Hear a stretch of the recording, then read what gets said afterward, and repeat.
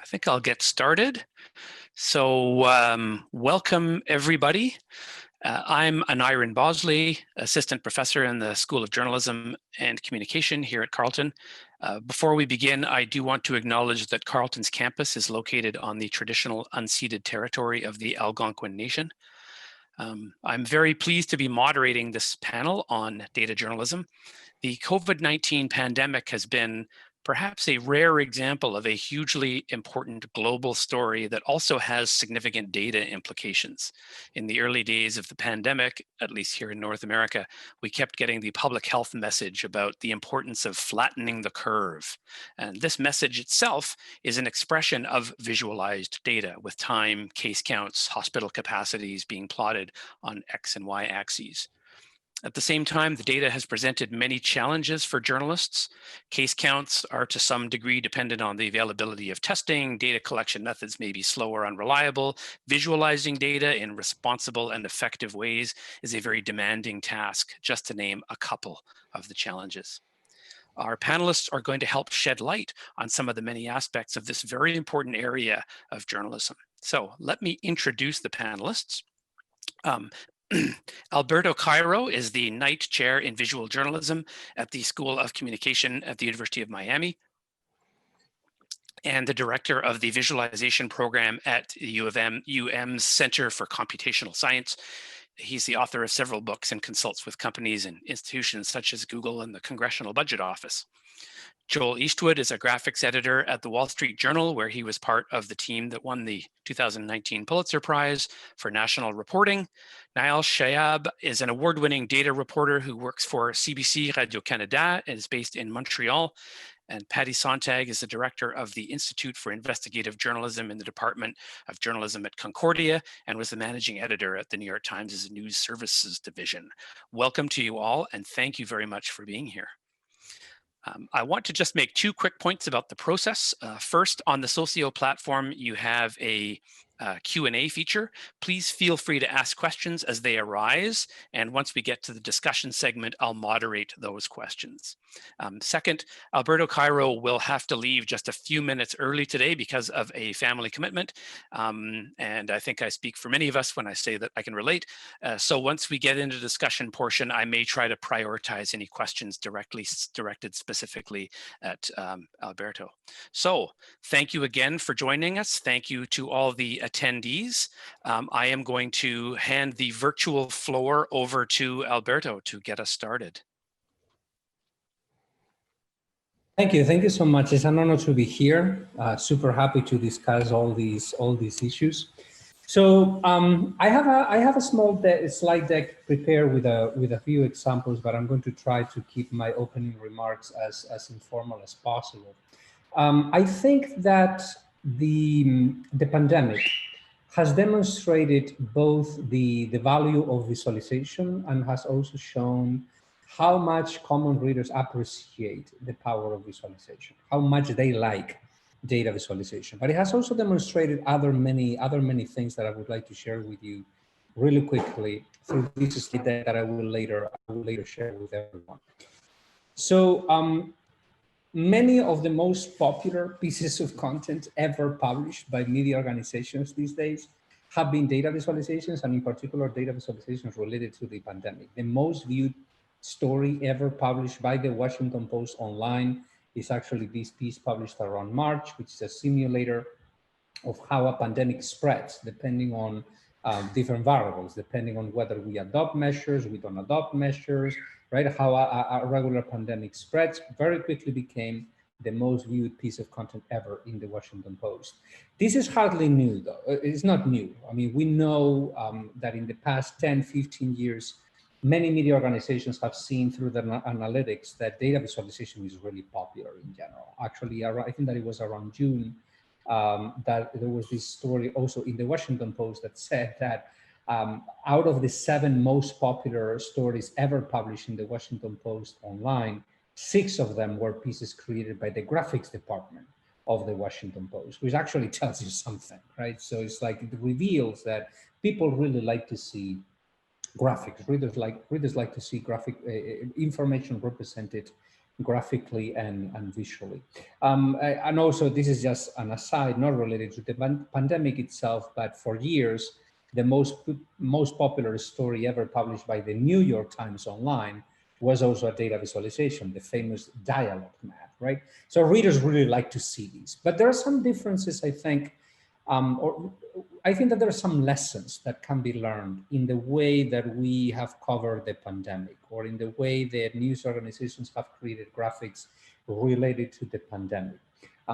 Perhaps not, we cannot extract really teachings that are really new, but we have sort of like emphasized that the importance that certain aspects of data visualization, we knew already that the importance of those features. The pandemic has brought that has made that even more visible. For example, the importance of what we call in data visualization the annotation layer. The annotation layer is essentially the text, the words that we put on top of a graphic in order to emphasize or to highlight or to stress what that graphic truly means. You mentioned the flatten the curve graphic just a minute ago. When Brian Stelter from CNN presented the flatten the curve graphic once on TV, he didn't just simply put the graphic on screen and talk about something else. No, he took the time to put himself in front of the graphic and explain to readers as clearly as, to viewers in this case, as clearly as possible what it is that the graphic was showing. Sometimes when we design visualizations, we forget that the ultimate goal of a data visualization is not the graphic per se. The ultimate goal is understanding. And whether you do this through words and through visuals, that doesn't really matter. And if you do it through, if you can do it through a combination of words and visuals, like Brian did in this particular case, you will achieve the best of both worlds. Again, this is nothing particularly new, the use of the annotation layer. It is only that I think that graphics related to the pandemic have highlighted how relevant it is when we are dealing with complex, uncertain, complicated data, how important it is that we journalists understand this data really, really well, and then we try to pass that understanding to our readers, something that sometimes cannot really be done with visualization alone. We also need to use words. A few months ago, there was an interview with John Bourne Murdoch, who is one of the data journalists at the Financial Times, and he actually said that the most important thing that they do in the data desk at the Financial Times is not the data, it's not the visualization. Those things are certainly important. The most relevant thing that they do is adding that expert annotation layer to emphasize, to stress, to highlight, to explain what it is that the graphic is actually showing, right? As a supplement to what the graphic is actually showing. Another thing that the pandemic has made more visible is the need to expand, I think, the visual vocabulary that we use, right? There are certain types of data, certain types of phenomena that cannot be displayed if it is not through graphics that are traditionally underused in news media. Scatter plots, for example, right? If you want to show the association between variables, scatter plots are usually the best way to show that, but they are much less usual to see for a regular reader than a bar graph or a line chart and so on and so forth. And many editors fear that by using unusual graphic forms, you may confuse people. And my response to that is to always, well, if you think that that's the best way to represent the data, but you think that your reader will not understand that graphic, you need to use that graphic anyway, but you better be prepared to explain it. So something similar could be said about the use of logarithmic scales, which is something that I discussed in an article. I will later share all these slides to the chat window so people can download it. In my latest book, How Chats Lie, I describe how to use a logarithmic scale. I wrote the book before the pandemic, way before the pandemic, unfortunately, and I describe how useful a logarithmic scale can be at showing rates of change, not necessarily total change, but rate of change. So I provided sort of like this imaginary case. Let's suppose that you have a couple of gerbils at home and you let them reproduce freely, right? How you visualize the different generations, how they grow exponentially, right? If you show the exponential growth using a linear scale, the traditional linear scale, you will never notice that the number of gerbils at home is increasing, is doubling every generation. You will not notice that. You will only notice it after the 25th generation. Then is when it will spike. But when you represent the data in a non-linear fashion, in a non-linear scale, you will see that the number of gerbils multiply every single generation. So you can plan more clearly. Well, media organizations have been experimenting, this is from El País, from Spain, have been experimenting, letting readers switch back and forth between linear scales and logarithmic scales, and then explaining why a logarithmic scale is so important in a case like this. Because what really matters in a pandemic is really not the total number of cases. That's incredibly important, obviously, but it's also how fast that pandemic is expanding, how often the number of cases doubles or multiplies by 10, the rate of change. And the rate of change very, very often will only be visible, can only be visualized through a scale that is not necessarily linear. Another thing is that I think that we are learning the hard way is to explain to our readers the limitations of our data. At the very beginning of the pandemic, we saw many graphics that say total number of cases, total number of deaths, without explaining really clearly what it is that that really meant, right? It's like number of cases confirmed with all these caveats. We don't really know, right? It was only later during the pandemic that people in media started discussing issues such as, for example, excess deaths. We are just now learning that the number of deaths in the United States is probably not 200,000. It's probably double that, or 50% more, around 300,000. There are already estimates based on excess deaths compared to previous years that estimate that the number of deaths of COVID-19 are actually much higher, right? And it also relates to the issue of how to visualize the uncertainty of our data. I only have 10 minutes for this opening presentation, so I'm not going to get into the details of these. So what I decided to do is on this slide to put the link to a Dropbox folder in which I am collecting tons of papers, articles, even free books about how to explain uncertainty to readers if you're a journalist, and also how to visualize that uncertainty so people can understand it. And then one last thing that I think that we are learning the hard way is how to make our data more approachable and less cold. In the past few years, I have been thinking about the difference between what I call cold data and warm data. Cold data is traditional data visualized through line charts, bar graphs, etc., which is extremely useful. We need to keep doing that. Obviously, this is analytically speaking, that's essential. But at the same time, traditional ways to represent information detach us from the human face that that data may have, right? When we hear a number such as 200,000 people have died, it is hard for a normal human brain to imagine the scope, the size of that number, right? There is a phenomenon well studied in psychology called quantitative numbing, which is essentially the old saying, one death is a tragedy, 1,000 deaths becomes a statistic, right? It becomes an abstract number. So how can we make those numbers more approachable? One of the possible ways that we can do that is through what I call in visualization, the me layer. Where am I in the data? Which is something that many media organizations are experimenting with already. I'm not saying anything particularly new. 99.9% of what I say is not particularly original, but it's always try to put the reader at the center of the data whenever it is possible. You're showing the distribution of wealth in the United States, for example, and you draw the curve of wealth in the United States. Never just show the curve, right? Poor families here and very rich families over here. First, ask your reader, what is your current wealth? And the reader will input their wealth, and then you will show the curve and you will show a line and you will tell people, you are here. You are richer than X percent of the population and poorer than X percent of the population. Once you do that, your story will become more engaging, it will be more widely read, and at the same time, it will also be more informative because we human beings understand things better when they are put at our scale. And that's the driving force, that's the driving idea behind the latest project that I art directed a few weeks ago. It was published by the Washington Post. It also had a Brazilian version that was published before. It tries to visualize what would happen if all deaths of COVID-19 had happened around you. It's a super simple idea. I didn't come up with this idea, by the way. I just art directed the project. All the kudos and the congratulations should go to the designers of this project, which are credited down here, right? A group of Brazilian journalists.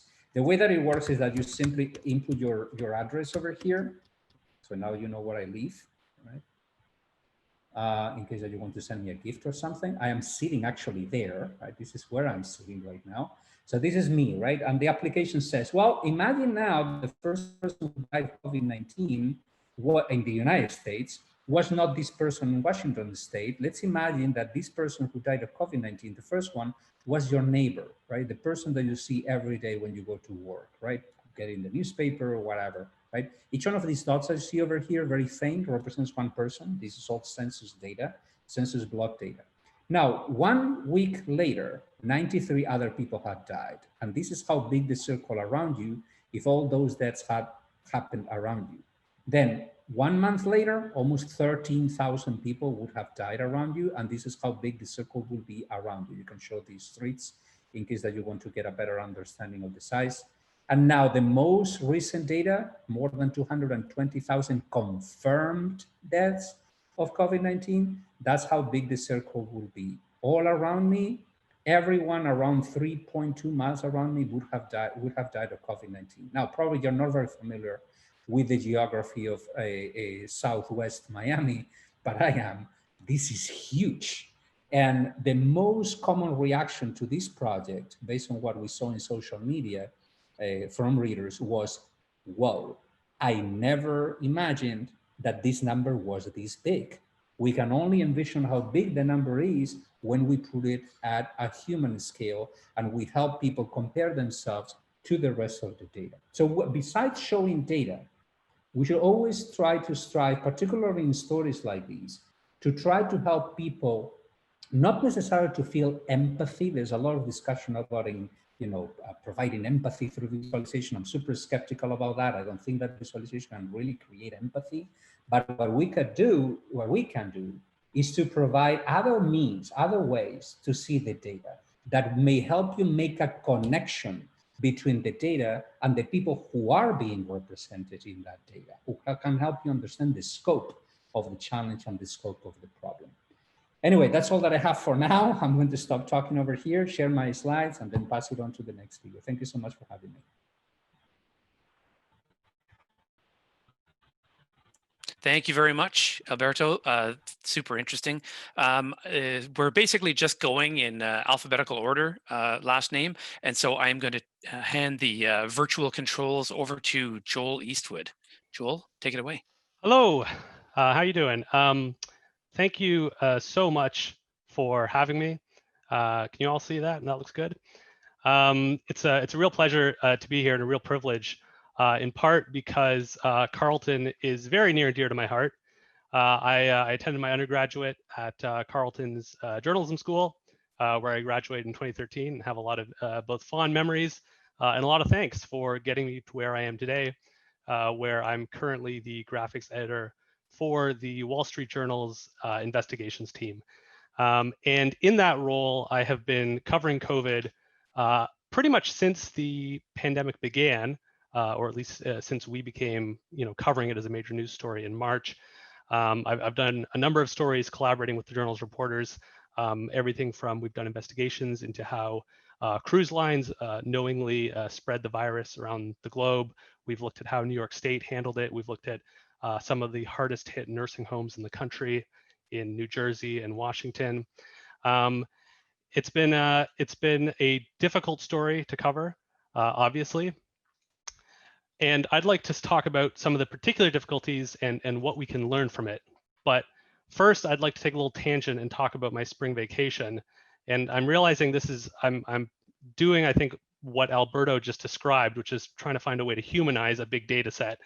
And also, I've been in the house for a very long time, so it's nice to show vacation photos to a captive audience. February 27th, I decided to go on a little trip. I started in New York, which is where I'm currently based. I attended a wedding in Atlanta, and then I met with some family in San Diego. I went to Disneyland, first time going to Disneyland in California. It was fantastic, and finished up at a conference in New Orleans, where actually I saw Alberto talk. So it's great to hear him again.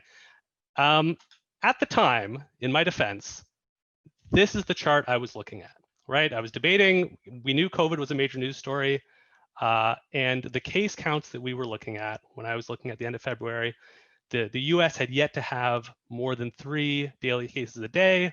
There had been very few days with back-to-back confirmed cases. It appeared to be an isolated event.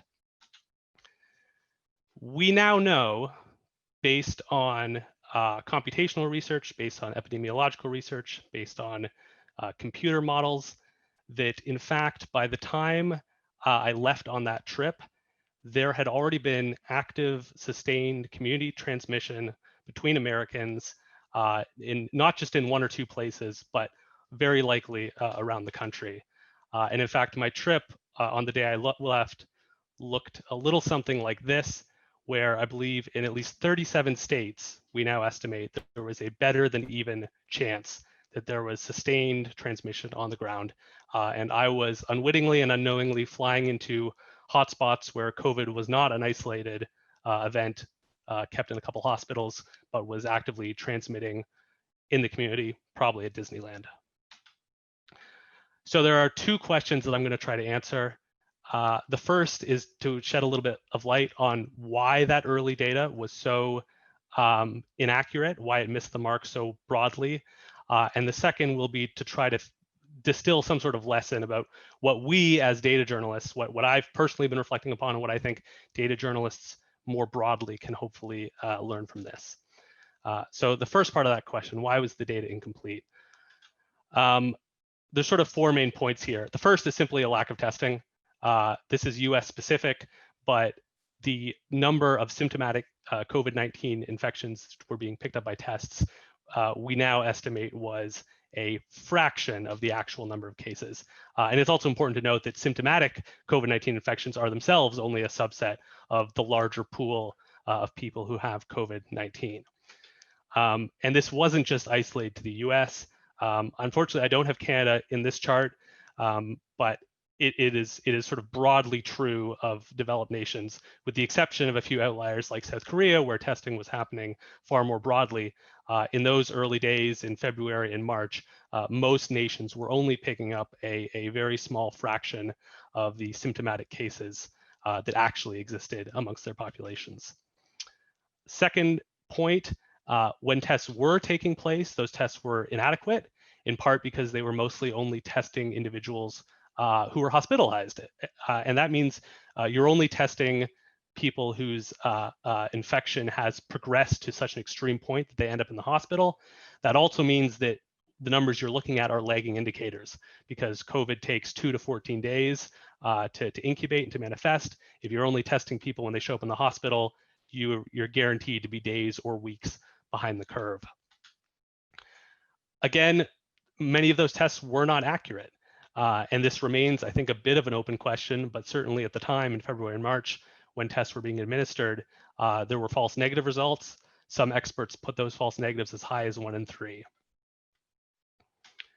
And then number 4, even once you've cleared all of those prior hurdles and the tests actually do take place, the numbers simply were not being reported in any sort of consistent or reliable way. My chart here is just looking at California, but this is, again, broadly true of most states, where it took time for the states to begin aggregating this data, to begin coordinating between both public and private labs that were doing the testing.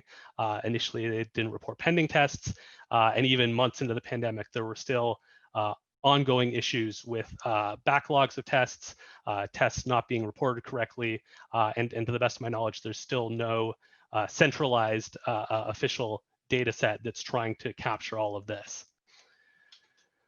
Okay, so hopefully that is a bit of a lightning round of all of the issues, which we've sort of unpacked over the last few months. Here's the harder question, which is, what can we as data journalists learn from this? I'm not an epidemiologist, I'm not a scientist. I can't really speak to some of the specifics of how tests could have been administered differently or better, but hopefully I can speak to a little bit of how, as a data journalist, I should think about this scenario moving forward. This is my cat. His name is Perry. There's a quote that I'm fond of, which is, "The best model of a cat is another cat." And that's a quote by a mathematician and a physicist who wrote in this paper in 1945 that no substantial part of the universe is so simple that it can be grasped and controlled without abstraction. In other words, the only way for any of us as humans to understand what's going on around us is to apply a layer of abstraction, to create some sort of model. And ideally, in a perfect world, that model would be something that would be so complex that it would cover the entire universe and would have essentially a one-to-one correspondence with it. And anyone capable of elaborating and comprehending such a model in its entirety would find the model wholly unnecessary. Which is to say, if you want to understand my cat, I could give you charts on my cat and I can give you pictures of my cat. But ultimately, the only way you can truly understand what my cat is to hold him in your arms.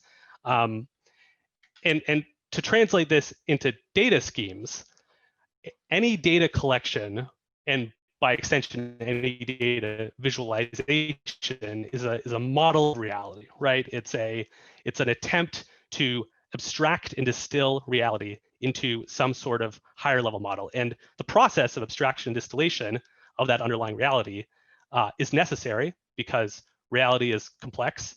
And if you want to understand a complex system, such as the economy or the political system or a pandemic, we have to use data. That is one of our key tools to clarifying and simplifying.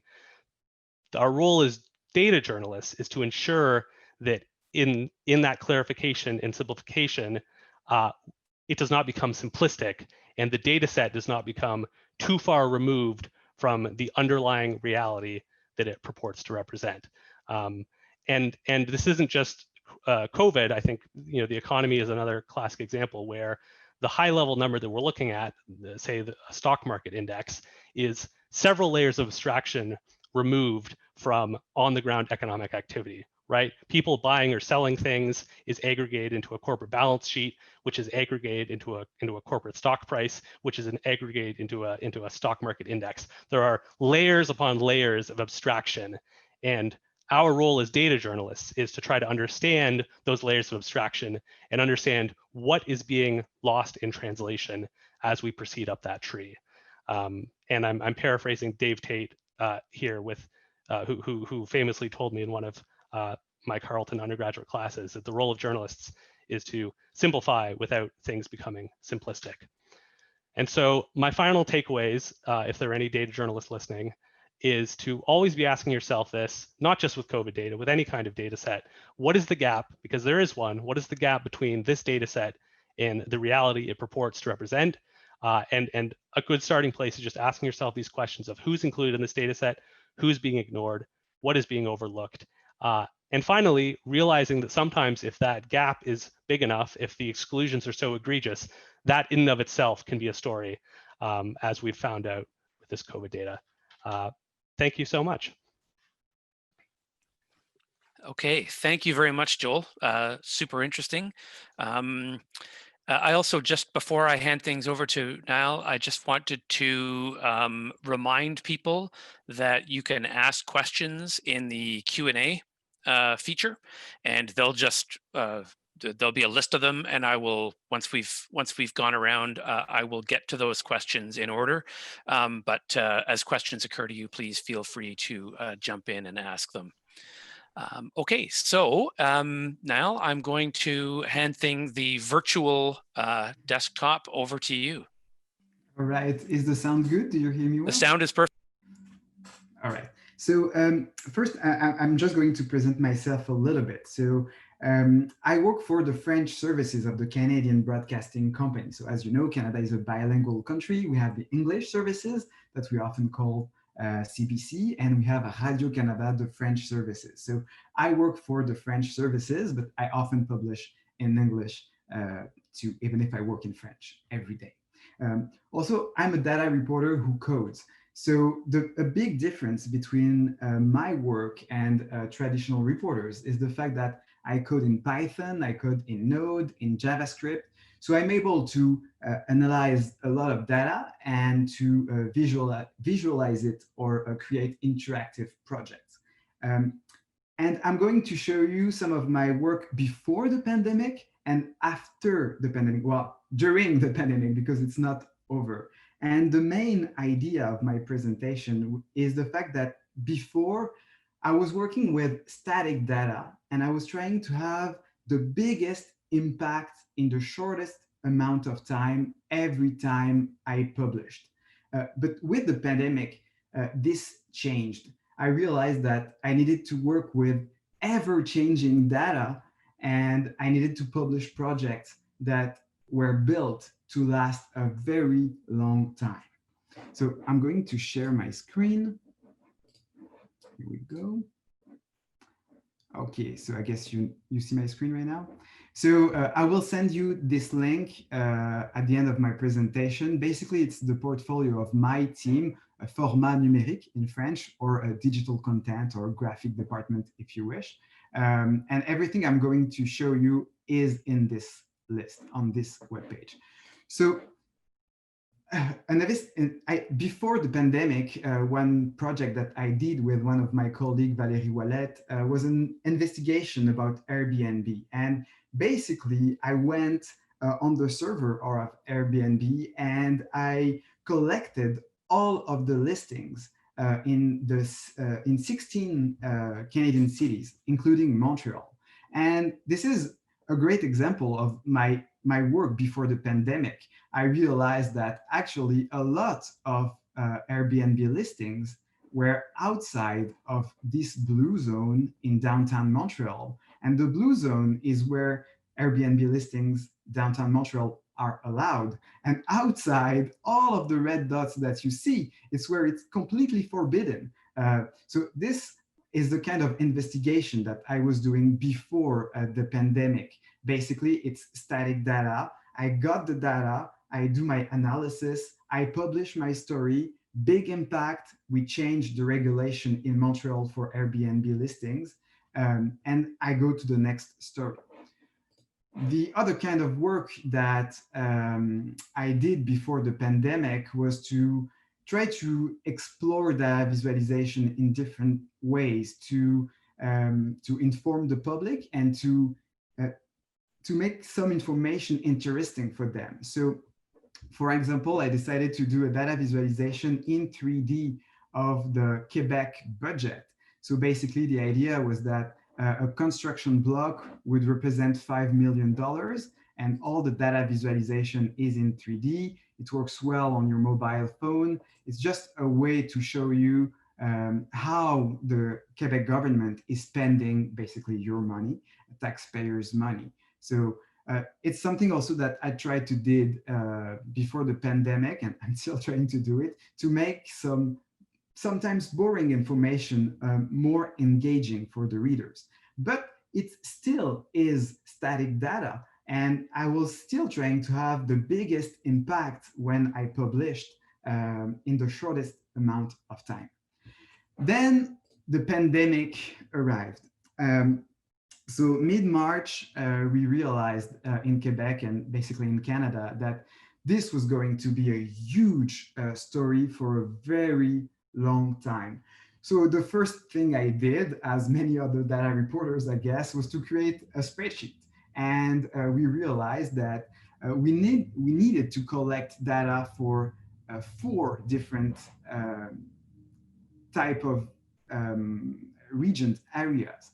All the regions in Quebec, all the Canadian provinces, all the states in the US, and all countries in the world.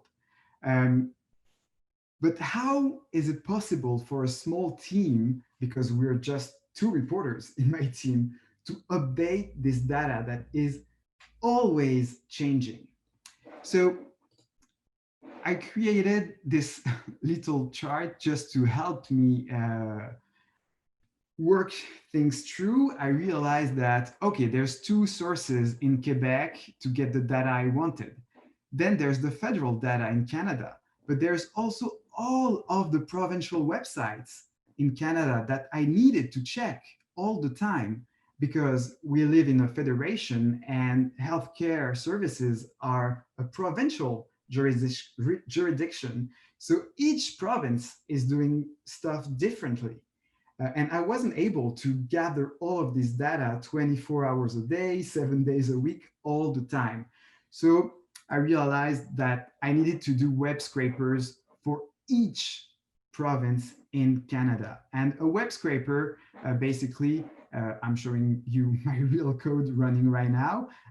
For example, for Ontario, basically it's a computer program that I code with instruction for the computer or the server.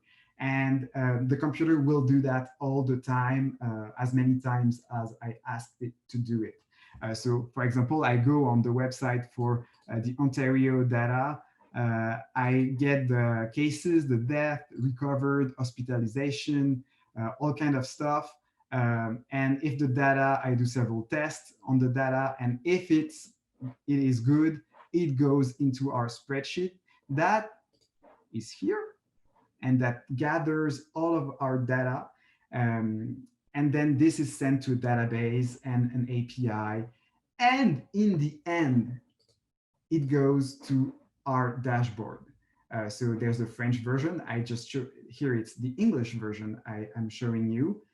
And so just collecting the data was already very complicated. And all of that had to be very robust to work all the time. I'm checking provincial websites every 2 minutes to be sure that it's almost real time on our dashboard when the news breaks every day, how many cases there is in Ontario, in Quebec, or Alberta. But then we had to code also the dashboard. And that was also very complicated because at first, it wasn't very clear for us what was the data and how to correctly inform the people with that. So we created the dashboard. We made a lot of changes. There's still many changes that we need to do on this. It's a ever changing data. It's messy. And our notes, methodological notes, are just so big and keeps getting bigger all the time because there's so many caveats. But this is the most read project ever in the history of Radio-Canada.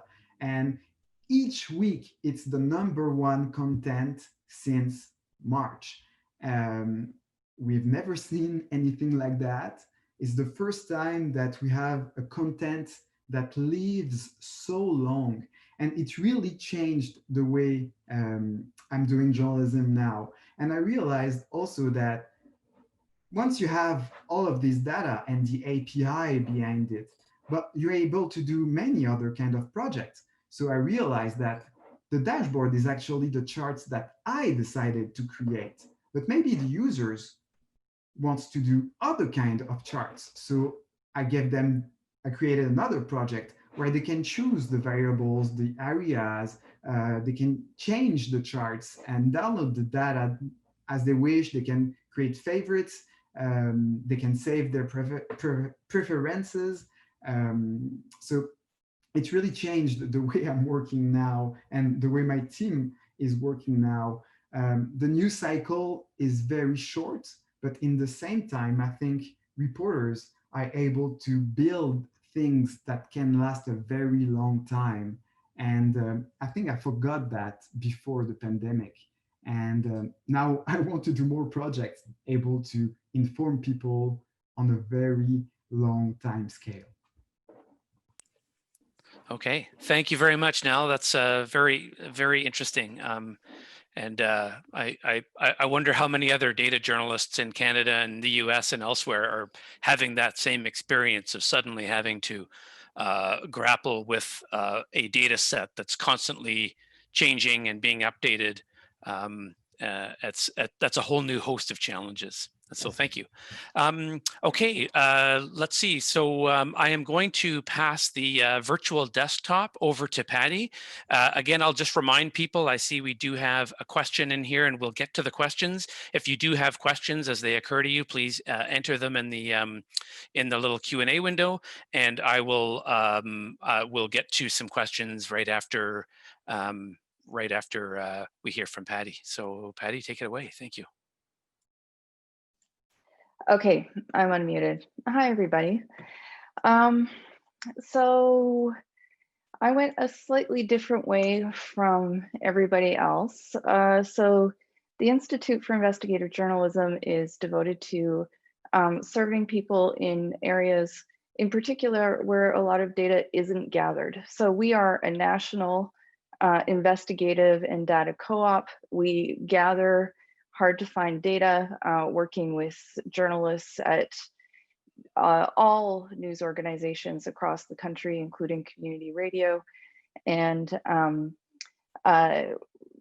our backbone is a network of educational institutions and journalism students who are all becoming data journalists as part of our work together.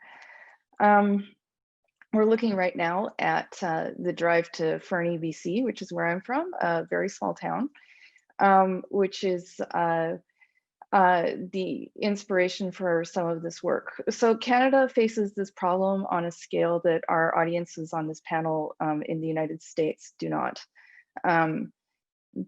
This is a very similar scale, and as you can see, Canada's population density makes simply just having enough boots on the ground very, very difficult for us here.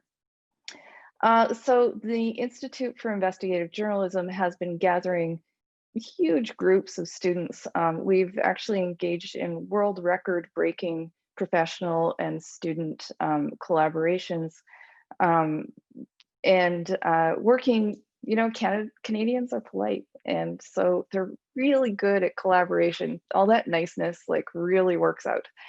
And working with researchers, we have uncovered some incredible stories. At the left, we've got a story about people in Saskatchewan and Ontario who were being subjected to toxic gas leaks that were landing so bad that they were landing some people in intensive care. Documents showed that industry and government had discussed perhaps some changes to regulation to address the issue and then decided against it. A month later, a man was killed on the job.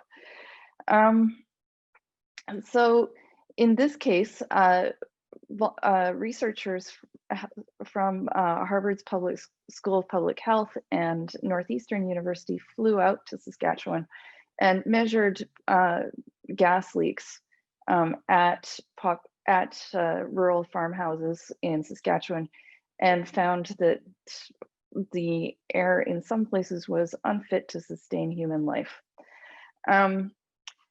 This resulted in hundreds of articles and broadcasts and kicked off the Institute for Investigative Journalism. The students had a really valuable educational experience. So that was 4 universities and 3 news organizations. Our next investigation involved 9 or 10 universities and 10 news organizations nationwide. We gathered 79,000 municipal water samples from through Freedom of Information request. We actually tested the water at more than 400 homes, and we found that in half a dozen cities, lead levels in tap water exceeded Flint at the height of the crisis in older homes. So 1/3 exceeded the national guideline. This was a very valuable project, lasted for a couple of years and is still ongoing.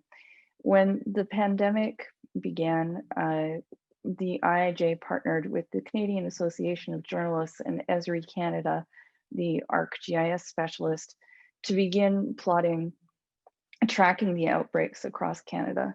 In particular, we were interested in vulnerable populations that might not be reported on otherwise.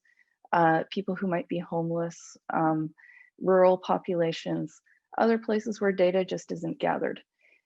To fulfill this data gap, we created a app, which you can see it right, so that any journalist or community member, if they were so inclined, if they heard of an outbreak, could enter a record of what they had heard. Sorry, I should have limited that to journalists. Community member, you had to be a working journalist to have access to the app, which was password protected. Now, the staff working on this included all of these people here, students across Canada at every university you can think of, working in their communities. So they stayed in place. And the stories that they uncovered were incredible. So here is one story about the difference between income levels and infection levels. It is probably no surprise that people who had higher income were simply less likely to face fatalities. This story I'm particularly proud of. A student from First Nations University, Jada Bowden-Herney, and her colleagues at Mount Royal University and MacEwan University in Edmonton called every First Nation and Indigenous community, Métis community in Saskatchewan, and found a striking lack of personal protective equipment. This resulted in publications in all of our partner media companies in the province, including the Regina Leader Post, the Prince Albert Herald, Global News, and well, I don't know, there are 24 media organizations taking part. So it was quite an accomplishment for an emerging journalist. So if we look here, this is an example of the map. We have many of them. If you zoom in, we can see infections at a regional level by the intensity of the infection. You can see that right now, Calgary and Edmonton are not news to Canadians. So these are locations of the outbreaks. So the specific places where outbreaks have been reported. We have gathered more than 17,000 locations where outbreaks have been reported and tracked what has happened at each location as best we can with the staff we've got. So we have a database of more than 20,000 locations at this point, and several maps and databases tracking how this happens. These are interactive maps. So if we go down to the street level, let's just look at Calgary. Okay, so my brother and his wife live like somewhere around there at the bend. So there have been a few outbreaks located or in the area reported just recently. So going back to my presentation, I can't remember if I had any more slides in here. One moment. If I said everything I was going to, hundreds, articles and broadcasts. Oh, and so we have lots of different maps for our journalist members, which have been published ongoing. So what we have seen is that we're more interested in the granular data. We're more interested in the specific people and locations and populations affected and trying to fill that data gap. This is a much bigger problem in Canada than the United States. It takes all of us, and the data co-op has been a very interesting way to approach that.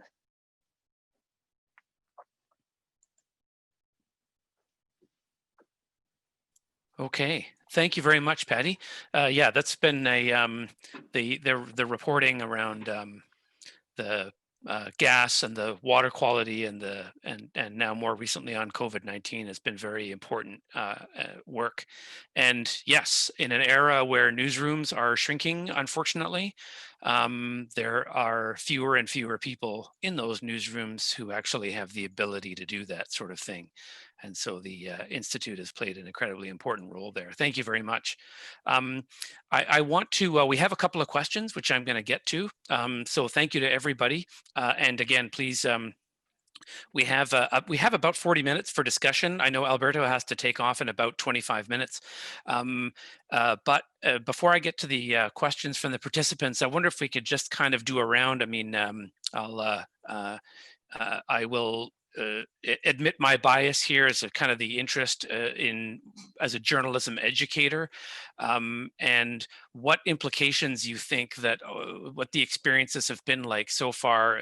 You know, COVID-19, of course, has presented some unique challenges, but as Alberto and others have pointed out, a lot of this is not new, but maybe it's more important now than it was in the past. I don't want to. I don't want to make any big sweeping statements here, but I guess I'd like to kind of go around and see what people think.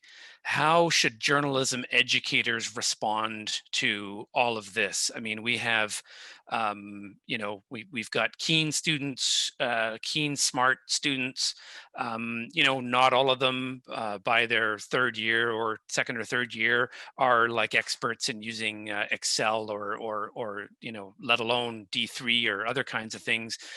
So like, you know, what should we be thinking about as we help students start to develop you know, some of the skills and expertise and so forth, where they're going to be better prepared to deal with this kind of thing.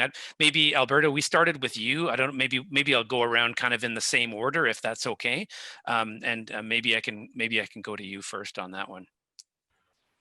Well, specifically about students who have a background in design or in journalism, help those students understand that visualization is not magic, that the tools that we have heard about today here are, you know, Python, and we have seen code in Python, and that's super scary. It looks so complicated. Yeah, you're left, but it does look complicated, right? For a first JavaScript and D3 and all that crap, right? That looks super scary. But that comes later in your career. It's like you can do good data journalism with Excel, right? You can begin just, or with Google Sheets, if you prefer to use even something simpler. You can do good journalism with that, just with that. And in terms of visualization, you can begin with free tools. I mean, there are tons of free tools nowadays. You could begin with Data Wrapper. You can begin with Flourish. You can begin with, I don't know, Tableau Public, Power BI. There are so many options nowadays that is almost a shame that we don't try to expose our students more to this type of work and help them lose the fear towards visualization, because it's really not magic. In my own classes, for example, we have been forced to offer like triple the sections that we used to, just because there is a growing interest in learning visualizations, not only among journalists, but among data scientists of different kinds, statisticians, engineers, etc. More and more are coming to our classes to learn how to communicate with data. And I'm very upfront in my own classes saying, you're getting into a journalism class. This is a journalism class. I hope that you're aware of that. Because, you know, journalism is, you don't need a diploma in journalism to do journalism. And so that's how I usually begin my classes. But anyways, I'm rambling a little bit.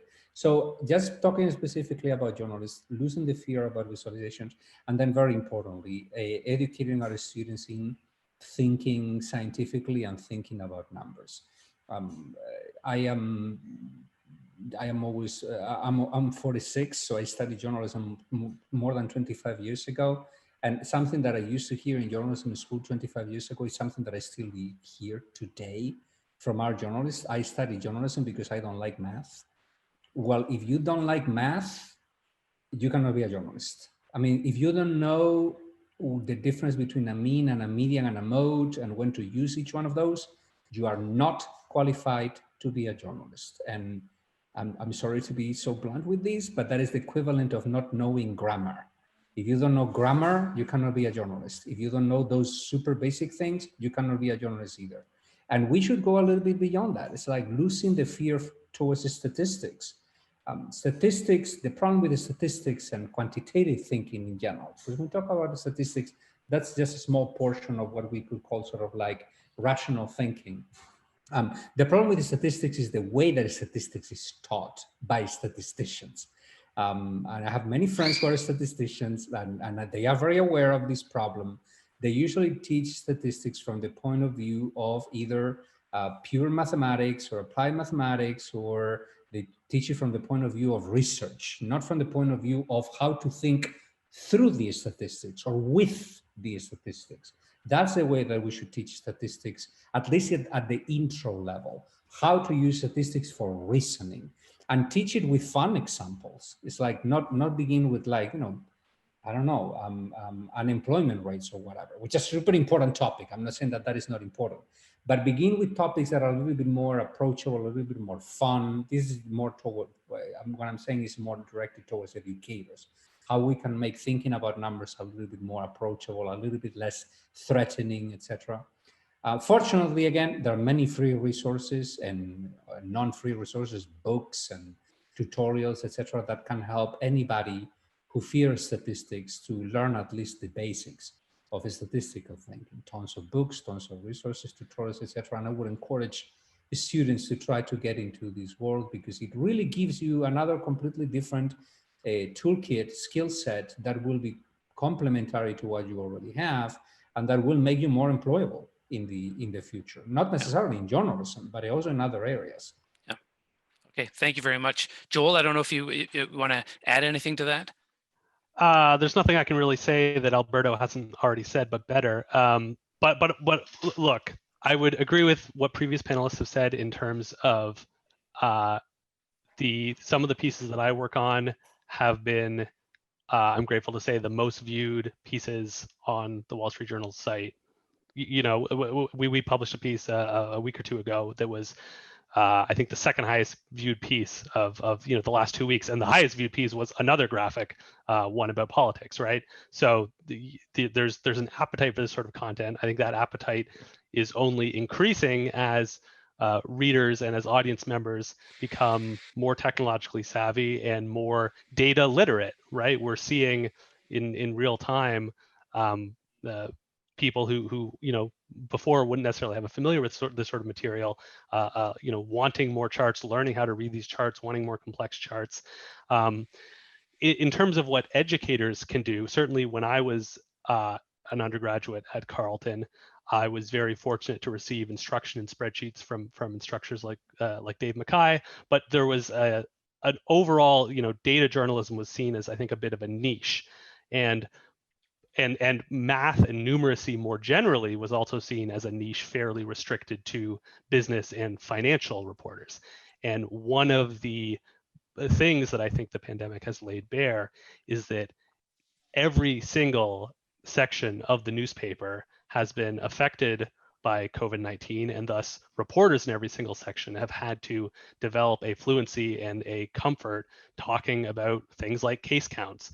It doesn't matter if you're covering sports or foreign affairs or the arts section. You have to be fluent in the language of how of what these numbers mean, and how these numbers relate, and what a per capita infection rate means, and what an R naught is.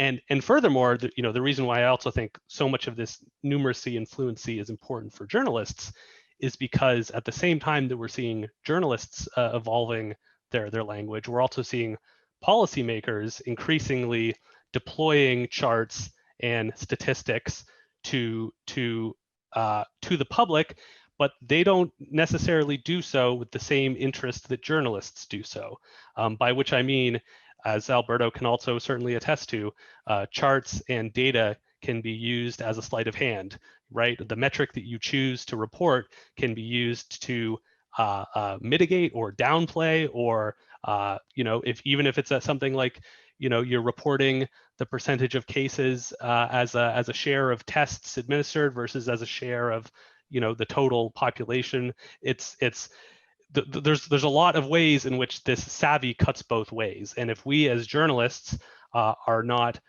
even if we're not necessarily producing this content, I don't think you have to be a data journalist to have a great deal of value in knowing how to be skeptical about numbers, how to think more critically about numbers, and to recognize that you have to interrogate and think critically about a data set in the same way that you would interrogate and think critically about what a human source is saying to you. Just because something takes the form of data or takes the form of a chart does not mean that it is authoritative and all-knowing and some sort of ground truth that doesn't deserve the same degree of journalism skepticism. It might have just been thrust into your hand by Donald Trump, so who knows? Niall, I don't know whether you have anything to add to that. Yeah, I'm the one who talked about Python and JavaScript, and Yeah, I I know probably you're being scary. Yeah, I scared everyone. But what Alberto said, it's true. I wasn't doing that when I started in data journalism. It took years to learn these kind of tools. But something I think really important to remember is the fact that data journalism or COVID-19 didn't change journalism. It changed maybe the way we do journalism, but the basic of journalism are still the same. And with my students, something I see very often is the fact that they don't know where to start. It's hard. Where do I start? Should I get the data first? Should I get the story first?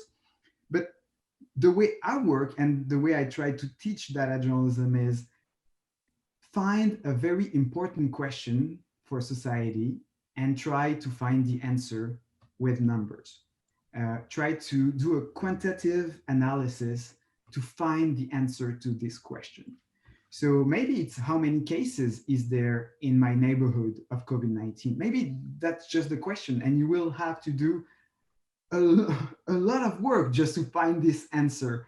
But it also could be, does women have as many chances to be elected than men during federal elections in Canada? A story that we did last year with my colleague Valérie.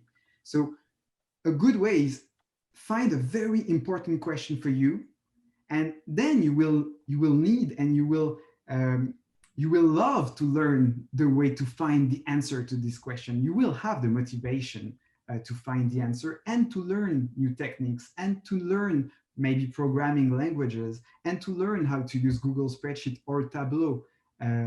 But start with a question, because you are reporters and your job is to find answers. Okay, thank you. Patty, do you want to weigh in on that one? I find the division that is remaining in newsrooms about who is a data journalist and who is not to be really outdated thinking. All of us are data journalists. So in my classes, everybody does it. Everybody's working with the spreadsheets. We don't talk about math. We talk about the 3 buttons and which ones to push. Gradually, some people might get interested in the mechanics behind, some don't, but at least everybody knows which buttons to push.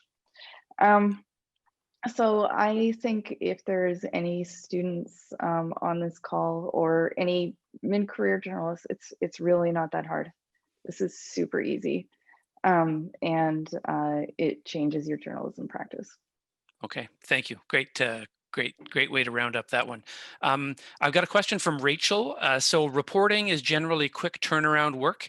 However, data in the case of COVID-19 is not visible immediately. How does data collection and visualization slow down the process of reporting, and how do journalists tackle this?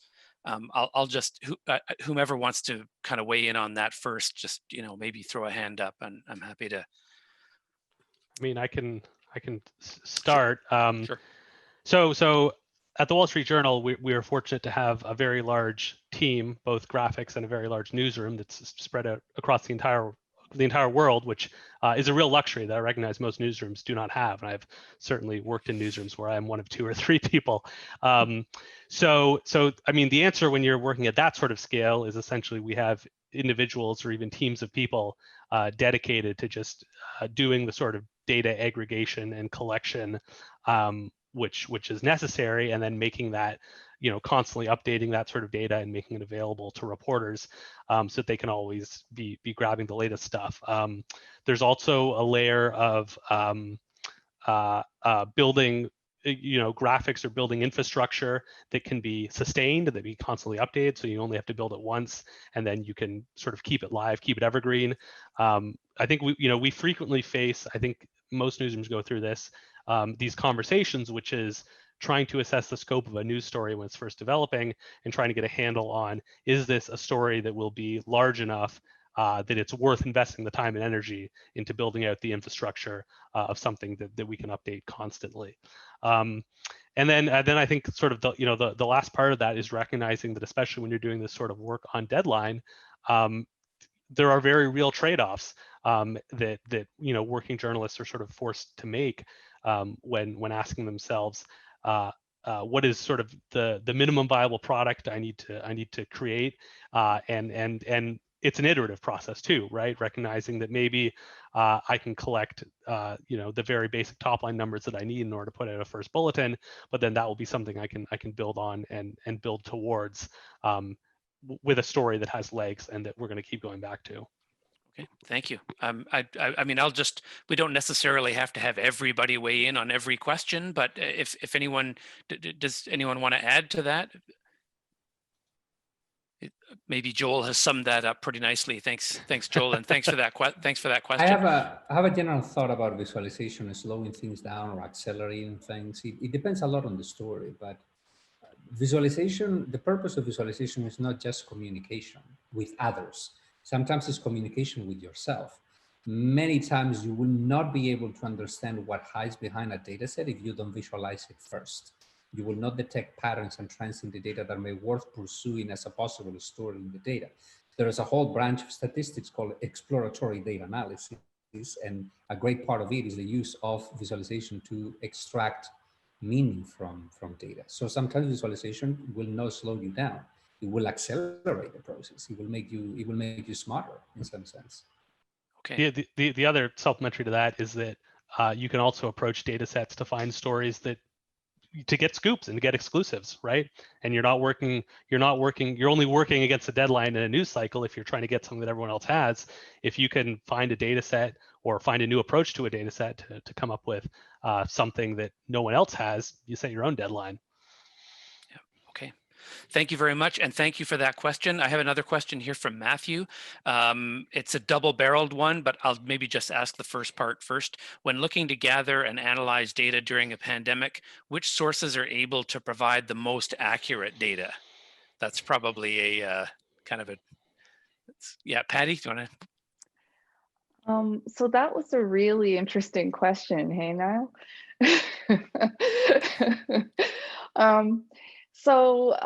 We did an analysis and found that the provincial data was mostly wrong. The most accurate data in Canada was from the regional offices, which tended to provide more exact numbers. And then the province would gradually catch up.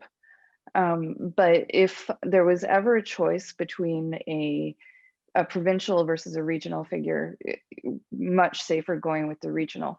What was quite interesting to us was that journalists were more often right than the region was.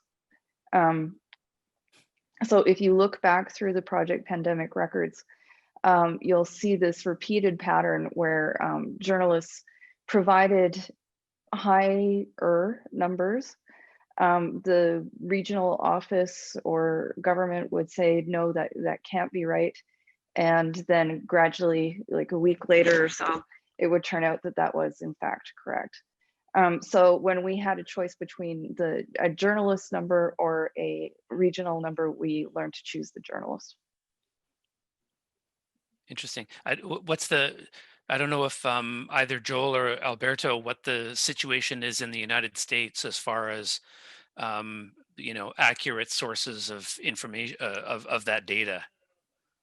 Yeah, I mean, our two main go-tos are the Johns Hopkins data, which is being collected by Johns Hopkins University, and then the COVID tracking project, which is sort of an independent initiative to try to aggregate all the testing data that all the various states are providing. I mean, both data sets, don't always, I mean, I don't think they always agree with each other, and they both sort of have their own issues, which in part is because of the battery of reasons that I ran through, right? That every state has their own criteria for how tests are run, how tests are reported, and then that's true internationally too. So I don't think there's like there's both not a single catch-all answer for which one is the platonic ideal. And then I think this kind of goes to the heart that there is no platonic ideal, right? Ultimately, there's no sort of all-encompassing ground truth of the COVID-19 pandemic. There's nothing but a series of trade-offs over what you're measuring and what you're excluding. And so I would almost challenge the frame of the question, which is that you can't hope to ever find that mystical magic wellspring of data. All you can do is be transparent about what the trade-offs are and be transparent to your readers over what is being measured. Maybe I can, Nal, did you have something you wanted to add there? Yeah, I think being transparent is important, but also to be open to suggestions of your readers. With the dashboard that we created, it was very important to me to put a contact info right at the top. And we knew that we were going to have thousands and thousands of emails. In some case, it wasn't very nice to read, but in other cases, it was very interesting information about things that we didn't know about our own data.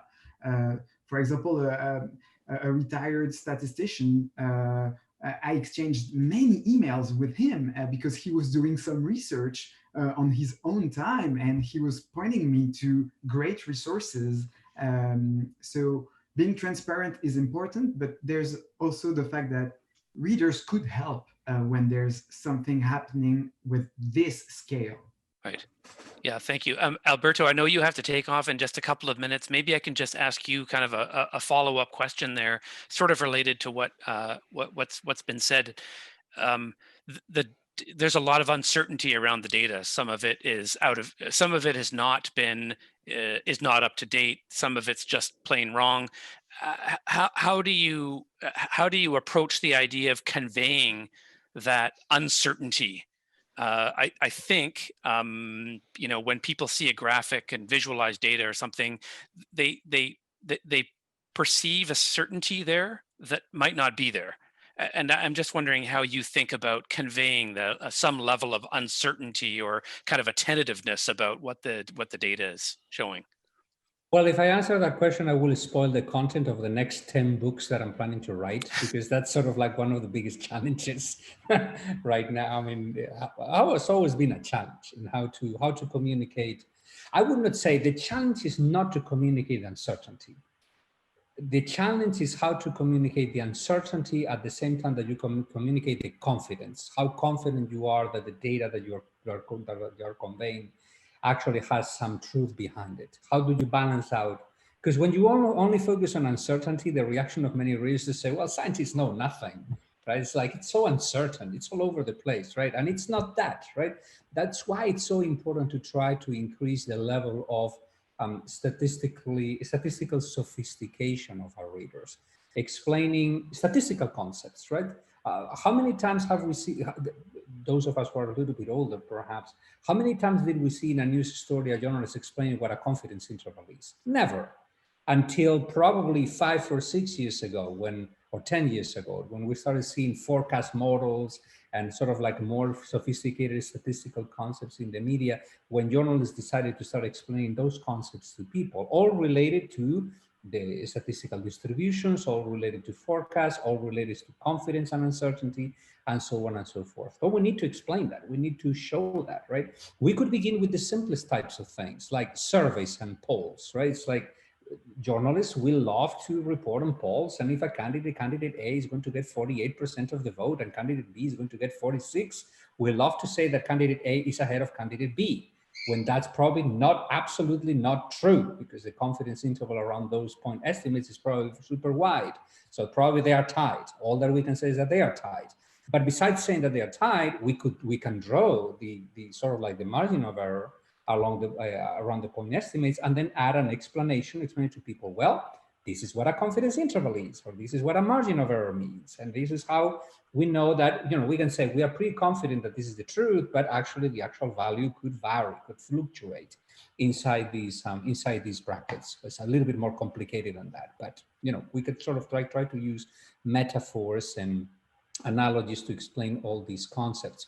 Now, we can do it visually.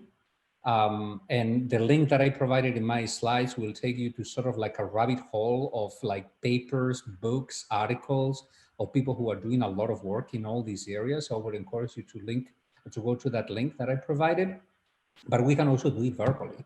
That's why I like so much, for example, what Brian Stelter tried to do with the flatten the curve graphic, putting yourself in front of the graphic and actually explaining to people what it is that the graphic is showing, but also what the graphic is not showing, right? That's also quite important to try to dispel possible misinterpretations of that graphic as well. That could also be a limitation of the graphic. So again, that's a short answer to a very long, so it's a short answer to a short question, but I could go on for hours and hours and hours. Okay, well, we look forward to the next 10 books.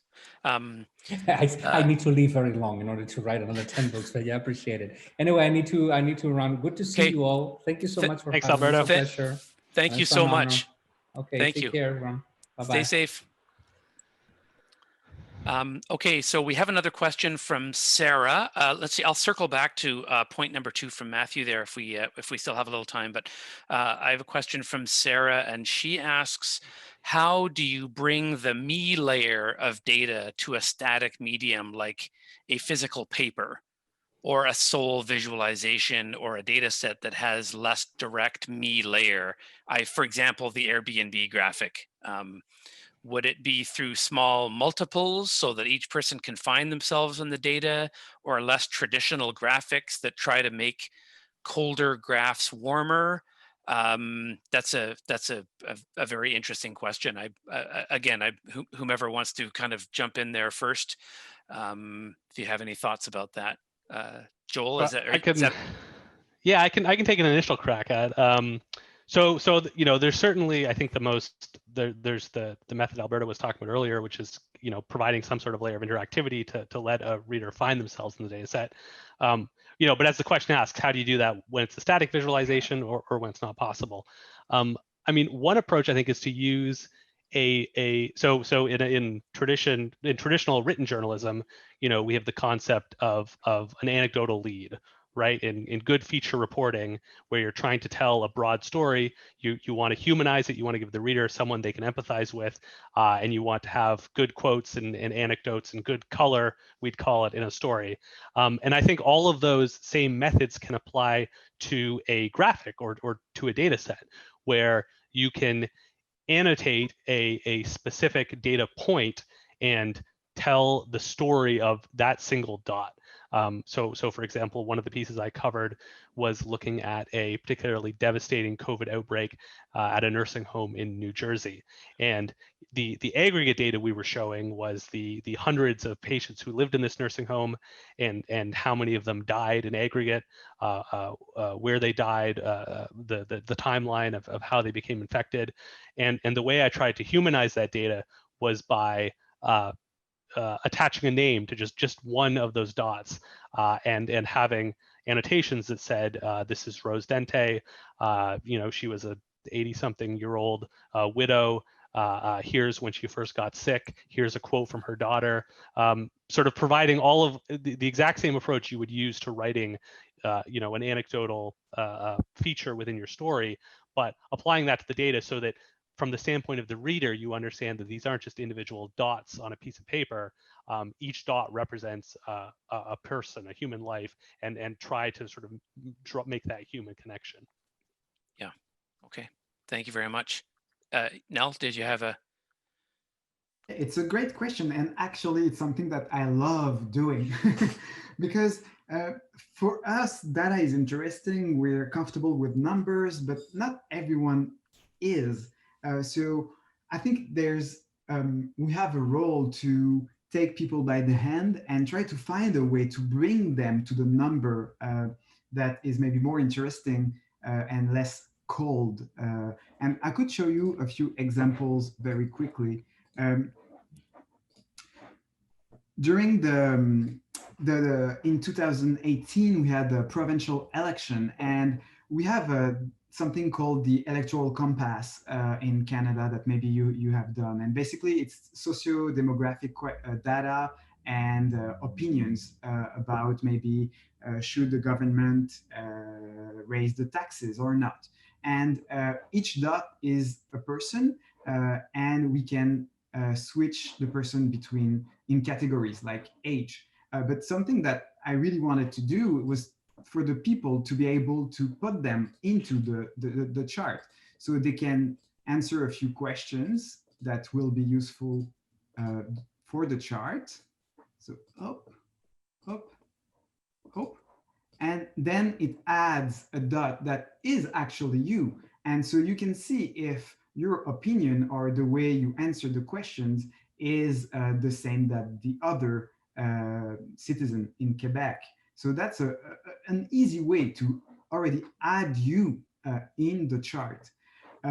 Something we did during the last election was also to create a kind of build your own voter, where you can build a voter, and it will tell you the chances that this person would vote for the different political parties. Again, everybody was trying to do themselves, and then their partner, and then their children, and then their friends.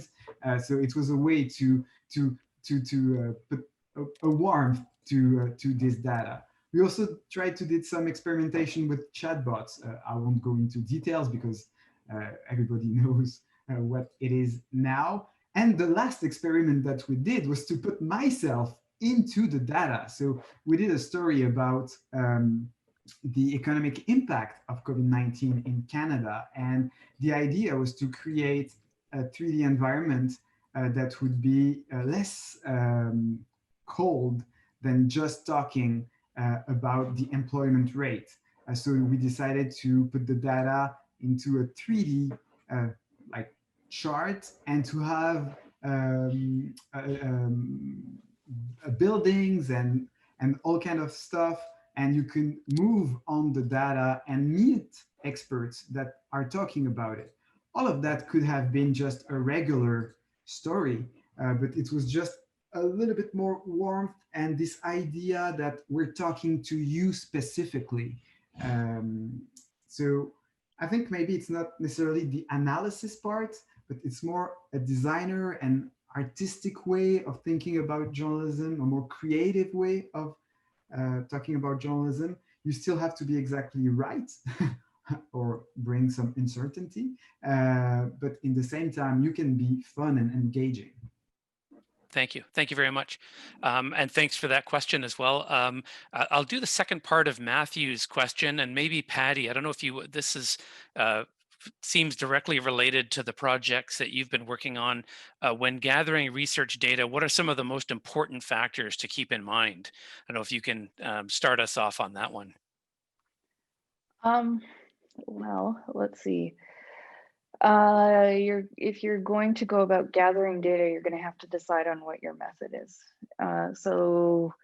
The first thing to do is read about other people who have collected the data and the methods that they use. And you might need to brew yourself a pot of coffee and read a series of scientific papers, including the fine print. Once you have read those scientific papers, I have a method, which is one full weekend, myself and a timer. I can read for 50 minutes. I get 10 minutes to watch as much Star Trek as I want, and then back to the timer. And after one full weekend, I'm in a good spot to do an investigation.